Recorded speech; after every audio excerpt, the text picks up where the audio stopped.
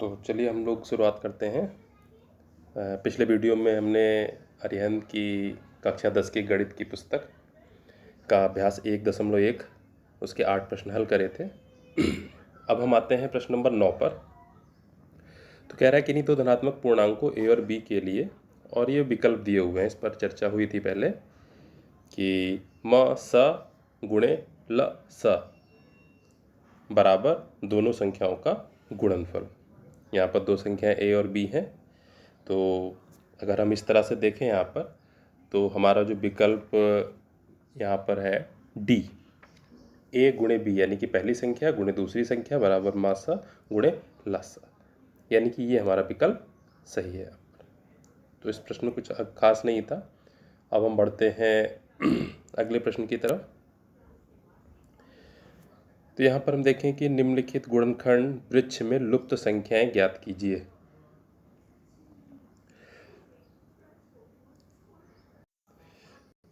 तो इसमें हम पहला विकल्प देखेंगे, तो नीचे से हल करते हैं इसको। तो यहाँ पर लिखा हुआ है 2 और 3, तो 2 और 3 इनकी गुणा हो जाएगी 6, तो यहाँ पर 6 भर देंगे। फिर इसी तरह से देखेंगे 6 और 5, तो इनकी गुणा हो जाएगी 6 5 30, तो 30 यहाँ पर भर देंगे। फिर देखेंगे 30 और 5 इनकी गुणा हो जाएगी 150, तो यहाँ पर 150 इनकी गुणा हो जाएगी, तो सबसे ऊपर 150 आ जाएगा, ये हमारा भर गया है। इसी तरह से दूसरे विकल्प में 7 और 3, तो इनकी गुणा है 21, तो यहाँ पर 21 आ जाएगा। फिर 21 और 2 की गुणा, तो ये आ जाएगा 42, तो इस वाले में 42 आ जाएगा। तो इसी तरह से भरना है यहाँ पर।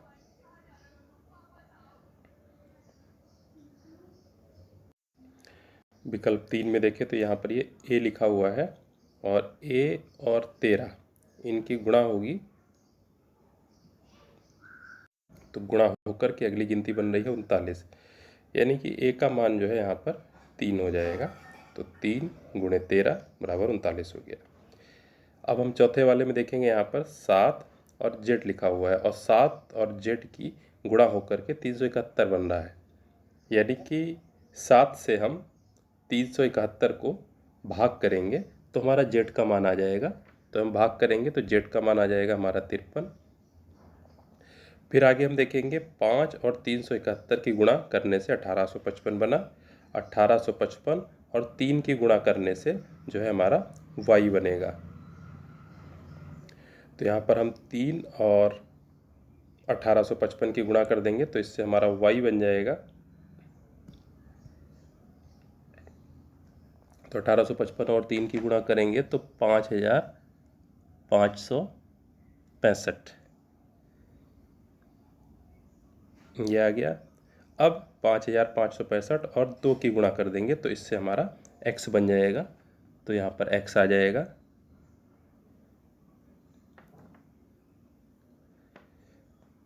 $11,130। तो बहुत आसान है ये। फिर हम बढ़ते हैं अपने अगले प्रश्न की तरफ।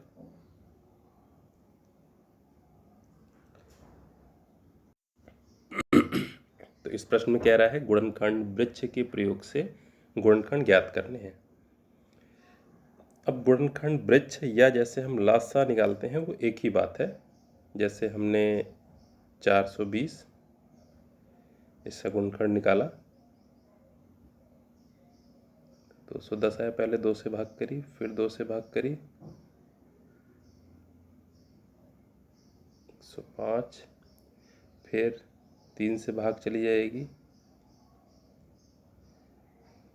फिर 5 से भाग जाएगी, और फिर आखिरी में जाकर 7 से भाग चली गई। तो इस तरह से अगर हम इसका लासा निकालना होता था तो 2 गुणे 2 गुणे 3 गुणे 5 गुणे 7। अब हमको जब इसका गुणनखंड वृक्ष बनाना है तो वृक्ष इसी से बन जाएगा, बहुत आसान, एक ही तरह से लासा ही समझ लीजिए। 420, तो 420 को एक फैक्टर इसका 2 हो गया, जब 2 से भाग करेंगे तो हमारा बचेगा 210। फिर 210 के भी 2 फैक्टर हैं, एक 2 और एक 105। फिर 105 के भी दो फैक्टर हो गए हमारे, 3 और 3 से जब भाग करेंगे तो हमारा बचेगा 35, और 35 के भी फिर हमारे दो फैक्टर हो गए, 5 से भाग करेंगे और 7, तो एक 5 और एक 7। तो इस तरह से ये हो गए हमारे 420 के अभाज्य गुणनखंड वृक्ष का प्रयोग करके। फिर अगला है 468।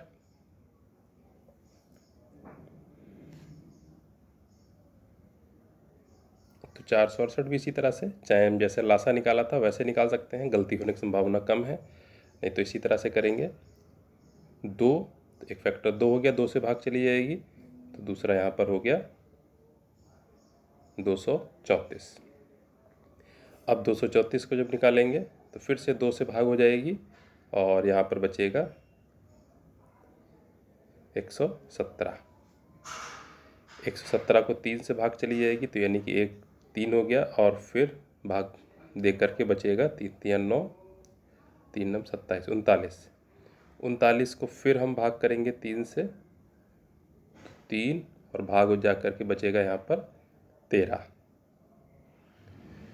बस 13 आखिरी में अभाज्य संख्या आ गई, किसी से विभाजित नहीं होगी। तो इस तरह से 468 का जो गुणनखंड वृक्ष करके जो फैक्टर बने हुए हैं वो 2 2 3 3 13, 2 2 3 3 13। तो इनको हम इस तरह से लिख सकते हैं, 468 बराबर 2 × 2 × 3 × 3 × 13।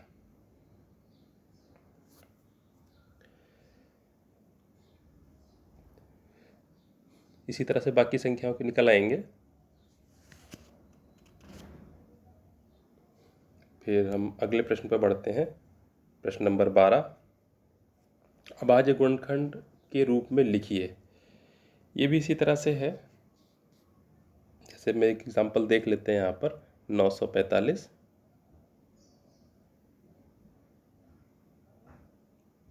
तो 945 को हमारी भाग जाएगी, 2 से जाएगी नहीं, गिनतियों का जोड़ कर लेंगे, 9 4 13 5 18, यानी 3 से कट जाएगा ये। तो 3 से भाग करेंगे, 3 3 9, 3 एकम 3, 3 5 15, 315 आया। फिर इसका योग करेंगे, 5 3 8 1 9, फिर 3 से भाग हो जाएगी यहाँ पर 105। फिर 3 से भाग करेंगे, 3 3 9 35, और फिर 5 और लास्ट में 7। तो इस तरह से जो इसके अभाज्य गुणनखंड हो गए, 3 × 3 × 3 × 5 × 7। तो इसके अभाज्य गुणनखंड हो गए। इसी तरह से सारी संख्याओं के निकल आएंगे। अब हम बढ़ते हैं अगले प्रश्न की तरफ।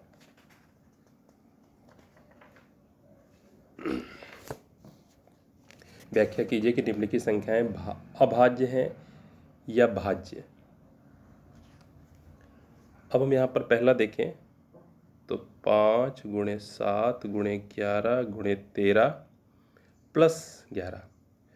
तो यहाँ पर हमारे एक तरह से देखें दो गिनती हैं, एक ये प्रथम पक्ष, द्वितीय पक्ष, दोनों में हम देखें यहाँ पर 11 कॉमन है। तो अगर हम 11 कॉमन निकाल लेते हैं तो हमारा यहाँ पर बचेगा 5 × 7 × 13 और प्लस 1, क्योंकि 11 से जब 11 निकाला है तो भाग हो गई, 1 बचा। इसका मतलब यहाँ पर हमारा 11 कॉमन निकला है, यानी संख्या 11 से भाग हो जाएगी।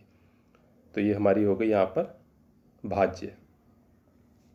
और इसी तरह से अगर दूसरा वाला देखें, 3 × 5 × 13 × 46 प्लस 23, तो इसमें हमारा 23 कॉमन मिल जाएगा। 3 × 5 × 13 × 46 प्लस 23, इसमें 23 23 दोनों में कॉमन है। तो अगर हम 23 कॉमन निकालेंगे तो यहाँ बचेगा 3 × 5 × 13 × 46। जब 23 हमने निकाला है तो भाग होती है यहाँ पर, 23 दूना 46, 2 प्लस 1। तो यहाँ पर 23 कॉमन है, उभयनिष्ठ है, इसका मतलब ये भी हमारी भाज्य संख्या है। फिर हम आते हैं अगले प्रश्न पर, प्रश्न नंबर 14। दो धनात्मक पूर्णांकों P और Q को P बराबर a b की घात 3 तथा Q बराबर a की घात 3 के रूप में व्यक्त करें जहाँ ए भी अभाज्य संख्याएं हैं तो लसा होगा।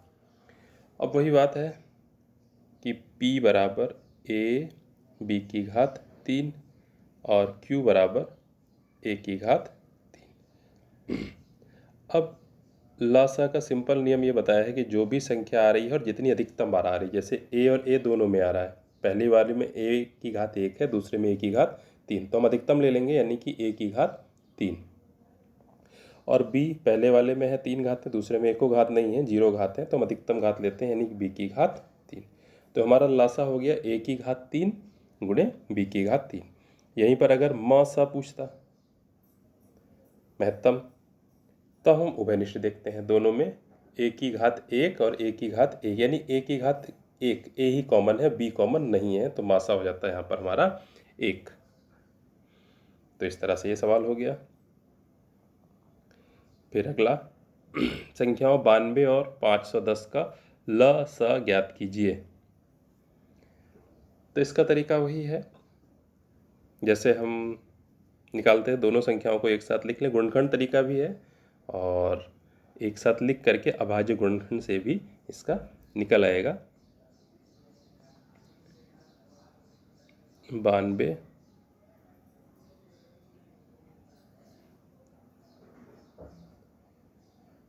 और 510। तो सबसे पहले 2 से भाग करेंगे हम, तो 2 से भाग करेंगे तो 92 को भाग होकर के 46 आएगा और 510 में आ जाएगा 255। फिर 2 से भाग करेंगे तो आ जाएगा 23 और 255। अब 3 से भाग करेंगे तो 23 में तो भाग जाएगी नहीं, 255 में भाग जाएगी 85। फिर यहाँ पर हमारा 5 से भाग होगी तो 23 में तो भाग होगी नहीं और 85 में जाएगी तो 17। फिर अगली बार हमारा 17 से भाग हो जाएगी और फिर उसके बाद में 23 से भाग हो जाएगी। तो यहाँ पर जो इसका लासा आएगा 2 गुणे 2 गुणे 3 गुणे 5 गुणे 17 गुणा 23, सबकी गुणा कर देंगे 23,460 आ जाएगा। फिर आते हैं हम अगले सवाल की तरफ।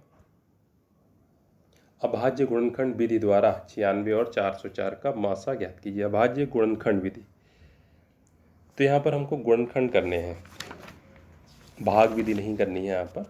तो हम लोग गुणनखंड करके यानी कि 96 के गुणनखंड जो भी अभाज्य होते हैं करेंगे। वही तरीका कि पहले 2 से भाग हो जाएगी तो 2, जब 2 से 96 को भाग हो गई तो बचे यहाँ पर हमारे 48। फिर 2 से भाग हो जाएगी तो हमारे बचे 24। फिर 2 से भाग होगी बचे 12। फिर 2 से भाग होगी बचे 6। फिर 2 से भाग होगी बचे 3 और 3 लिख देंगे। तो 2 2 2 2 2 5 बार और 3, इनकी गुणा करके भी देख लें, 2 दूनी 4 दूनी 8 दूनी 16 दूनी 32 और 32 तियाँ 96। इसी तरह से हम लोग 404 का देखेंगे। 2 गुणे 2 से जब भाग करेंगे तो 202 आ जाएगा। फिर 202 को 2 से भाग होगी तो हमारा 101 आएगा और 101 किसी भी गिनती से नहीं कटेगा। अब दोनों में हम लोग कॉमन देख लेंगे क्या है उभयनिष्ठ, तो वही मासा हो जाएगा। तो यहाँ पर हम देखें 2 दोनों में है, पहले वाले में है 2 की घात 5 और दूसरे में 2 की घात 2, तो 2 की घात 2 दोनों में कॉमन है। इसके अलावा कुछ भी उभयनिष्ठ नहीं है, तो 2 की घात 2 मतलब 4, तो 4 इनका मासा हो गया। अब यहाँ पर आप किसी किसी को दिक्कत हो सकती है कि 96 का ये 2 गुणे 2 गुणे 2 गुणे 2 गुणे 3 कैसे आया। तो इसके लिए हम इस तरह से करेंगे,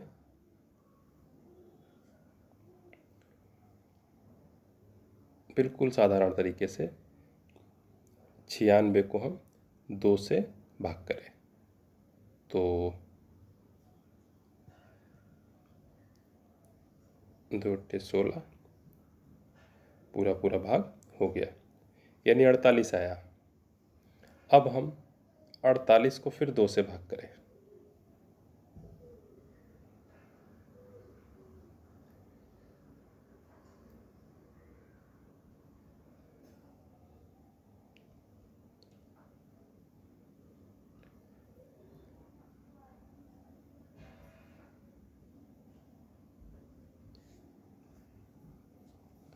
तो हमारा 24 आया। फिर 2 से 24 को भाग करें।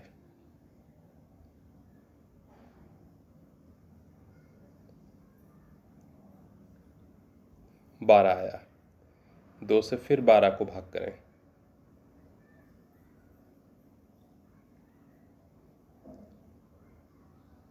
छः आया। फिर 2 से 6 को भाग करें तो 3 आया।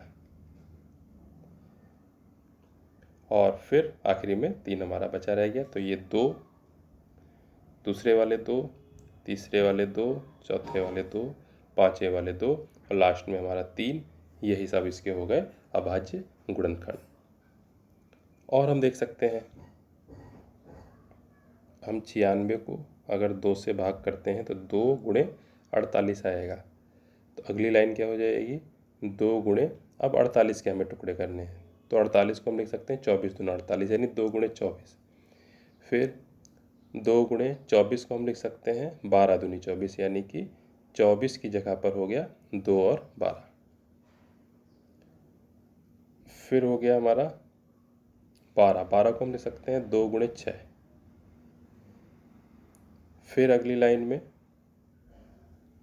6 को हम लिखेंगे 2 गुणे 3। तो ये अभाज्य गुणनखंड इस तरह से निकलते हैं।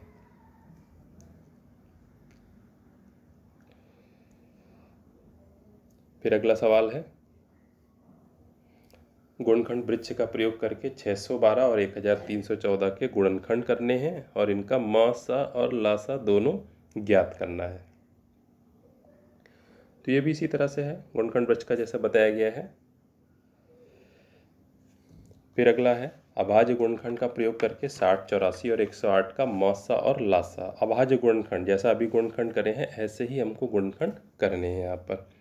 तो जैसे हम 60 का गुणनखंड करते हैं, अब 60 के हम देखेंगे 2 से भाग करी तो 30 आया। फिर 2 से भाग करी तो 15 आएगा। 15 में हो जाएंगे 3 गुणे 5। फिर 84, 84 को 2 से भाग करी तो हमारा बचेगा 42।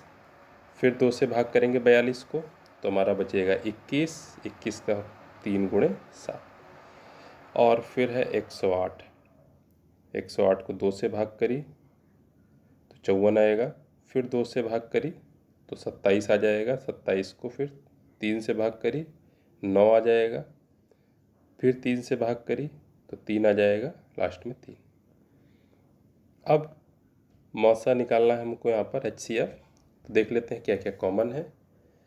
तो 2 सब में दिख रहा है, पहले में 2 की 2 घातें हैं, दूसरे में 2 की 2 घातें, तीसरे में भी 2 की 2 घातें, यानी कि 2 की 2 घात सब में कॉमन। गुणा 3 देखें, पहले में 1 बार है, दूसरे में भी 1 बार, तीसरे में 3 बार, तो 1 बार सब में है तो 1 बार ये कॉमन है। फिर 5 और 7 तीनों में नहीं है, इसलिए ये नहीं होगा। तो यहाँ पर 2 की घात 2 गुणे 3, यानी कि 2 की घात 2 मतलब 4, 2 दूनी 4 और 4 तिया 12, तो इनका मासा हो गया 12। इसी तरह से लासा, लासा में हम देख लेंगे अधिकतम कितनी बार आया। 2 जो है पहले में 2 बार आया, दूसरे में 2, दूसरे में 2, यानी अधिकतम 2 ही 2 बार आया है। गुणे 3 अब देखेंगे, पहले में 1 बार, दूसरे में भी 1 बार, तीसरे में 3 बार आया, तो अधिकतम वाला लेते हैं तो 3 बार आया है। और 5 आया है 1 बार, बाकी में नहीं है पहली गिनती में, तो 5 को लेंगे। और 7 भी आया है 1 बार, तो 7 को भी ले लेंगे। तो इनकी सबकी गुणा कर देंगे तो हमारा लासा आ जाएगा 3780।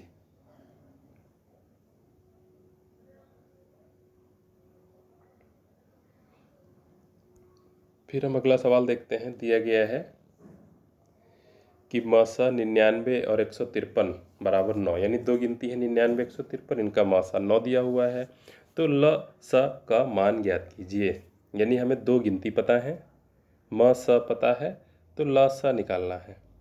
तो दो गिनतियों का जो ल स होता है वो उन गिनतियों की गुणा, यानी कि 99 गुणे 153 बटे मासा, मासा है हमारे यहाँ पर 9। अब हम भाग कर देंगे, 9 एकम 9, 9 से 99 काटेंगे, 9 एकम 9, 9 एकम 9, 11। तो 11 और 153,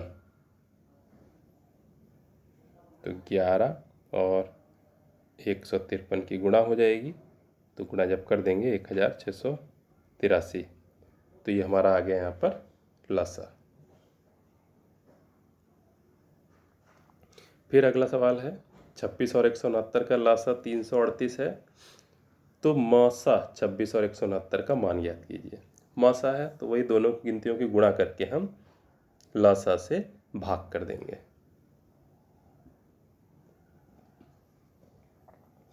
तो इनका मासा पूछ रहा है, मासा बराबर दोनों गिनतियों की गुणा कर दें, यानी कि 26 गुणे 169 बटे लासा से भाग 338। अब समय की बचत हमारी यहीं पर होगी, हम इसको कैसे काट रहे हैं, हल कर रहे हैं। अब हम यहाँ पर देखें, 2 से हम इसको काट सकते हैं। अभी यहाँ पर अगर और एक्सपर्ट हैं हम तो समझ में आ रहा होगा कि 13 से 26 भी कट जा रहा है, 13 से 169 भी, क्या 338 13 से भाग हो रही है? जरूर होगी, क्योंकि ये लासा है। तो हम 13 से सीधे अगर काटें, थोड़ा समय की बचत हो जाएगी। 13 दूनी 26, यहाँ पर हम काटेंगे 13 दूनी 26, और हमारा बचेगा 7, और 8 उतारेंगे 78 हो गए, 13 छः 78, तो 26 आ गया। फिर 2 से काटेंगे, 2 एकम 2, 2 एकम 2, 2 तीन 6 13, और 13 से 169 को काट देंगे, 13 एकम 13, 13 तियाँ 43, तो कुल मिला करके हमारा 13 आ जाएगा। तो ये उत्तर हो गया हमारा।